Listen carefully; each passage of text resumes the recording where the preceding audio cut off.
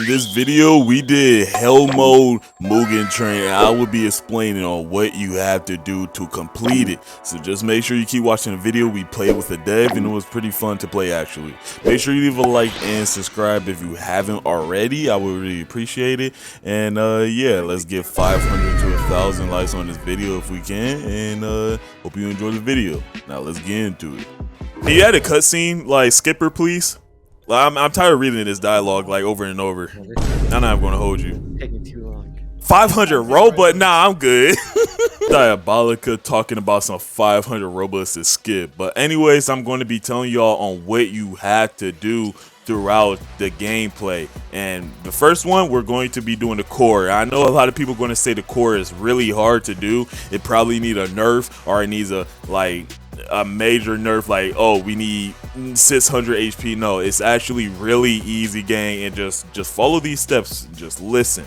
So you're going to need a cooperative team, okay? So 5 people each side and 1 person in the middle. So what I advise you to have, Demon Slayers is also good for this too, because some Demon Slayers breathings have knockback. You're going to need M1, just M1 them. Just M1 high damage. You're going to need to be nicely leveled too. You can't just be doing this while being a low level. If you're a low level doing this with no gear or no good gear, you're not passing this, I promise you.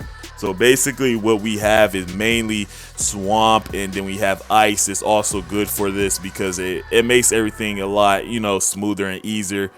Somebody else is a Demon Slayer, they have another breathing, at least if they're majorly maxed and stuff like that, and they have knockback.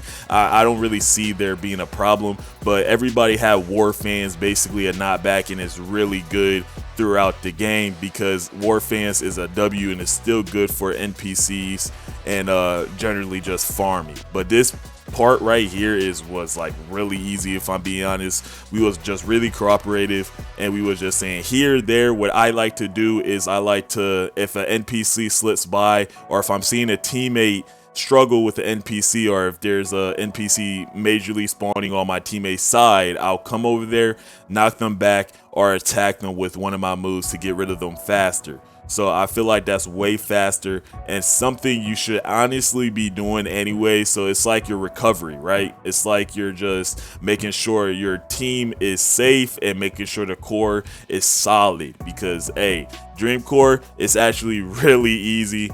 And at first I really thought, I was like, man, this is like the hardest thing I can ever do. But no, it was actually really easy to do as long as you have cooperation while you do it. But anyways, I think y'all should know everything I said about the Dream Core. It's pretty much simple and easy. I don't think I really have to even tell y'all what y'all need to do. Just make sure you're nicely leveled with the right gear, M1, and use knockback moves to knock the NPCs back from the core. But anyways, I feel like we should go to the civilian part because y'all probably will need that in the long run. So let's go to the civilian part. Now at the civilian part right here, what you need to do is basically have 1 person on the other side of the train while 4 people is on the other side. Why we have 1 person on the other side of the train is because while we're over here doing the NPCs, he could also be helping by himself over there, killing some NPCs as longest as he can, keeping a civilian alive, because they mostly spawn on the side that we're in right now. I'm not gonna lie, I was lagging. Like the amount of NPCs that was spawning in, I didn't even have no FPS unlocker either. Man, I was lagging. Like I don't think y'all could really see it, but see my numbers on the side, and it wasn't even my server region either. I realized that too. And like it was real easy. As long as you have AoE, War Fans buffs, and everything, your damage is going to be good and crazy, I promise you. Swamp, it actually does come in clutch, I won't even lie to you. As you can see, we're trying to protect the civilians the best we can. And yeah, the other dude ended up coming over here because he tried his best. He actually did his best protecting the civilians over there for the longest time possible, and we still have about 10 civilians left right here. So I mean, hey, that's something.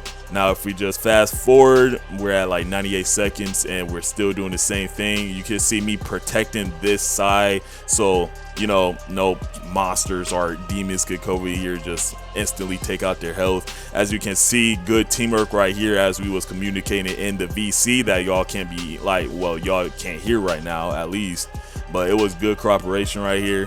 And yeah, we actually ended up saving at least 4 civilians, so I mean, that's good.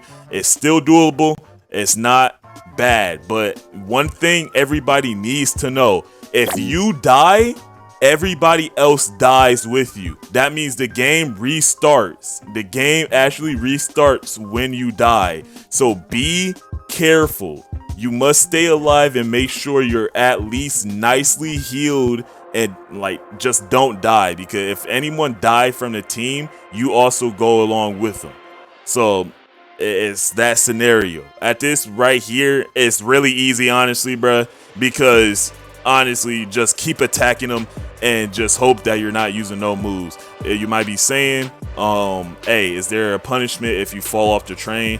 I don't think there's a punishment, at least what I heard. I'm pretty sure it's the same thing. It's like a quick time still, and you just have to get back up. There will be civilians spawning while you're fighting these bosses. Same with Akaza. Random civilians is going to be spawning, but they don't do high damage, and it's pretty easy to get rid of them as long as you have AoE. Enmu does have 35k HP, but don't look at that as like too intimidating, because like I said, if you have high damage, it's pretty much easy, if I'm being honest with you. Now we're going to the Enmu's boss monster part right here. Now this is also good. The only thing you have to do for the flesh monster is go inside them and block the swings. Yes, you can block the swings, you just have to time it. I don't think I ended up blocking the swings because I kept getting pushed back, but I was just doing damage half of the time. But you can block the swings and slams as long as you have enough block. It's pretty much easy, yet again, because if you're highly leveled and you have a lot of damage, that health is going to be obliterated, okay, bruh? Like, it's really just that simple. Now, as you can see, we was doing our work. Already got them at 16k, 15k, 14k. We're doing hella damage. 8k, 7k. Bro, it's like pretty much dead here. Now, the quick time right here is actually a pain, bro. It's a pain because look how slow that bar going up. Look how slow that is, bruh. And I started off slow, bro. I really started off slow, and I should have really went faster, because at first I was like, man, okay, I could easily just do this. But only 2 people passed, and I was not able to. And as you can see, I kept going, and I almost had it. I just had a couple more, and then bop, failed, bro. You at least 50% of people can pass, so 50% can pass. So if you have like 3 out of 5, you're pretty much safe still. But yeah, it's still hard to do. You just have to start off fast. I started off slow. Now, we didn't make it to the actual Akaza part, but the Akaza part is real simple too. The only thing is just more health and NPC spawn, but it's not really that hard. I feel like y'all got it, and I feel like I explained everything good. Hopefully y'all can actually succeed in a hell mode Mugen train. Good luck with y'all, and I'll see y'all in the next one. Peace out, gang.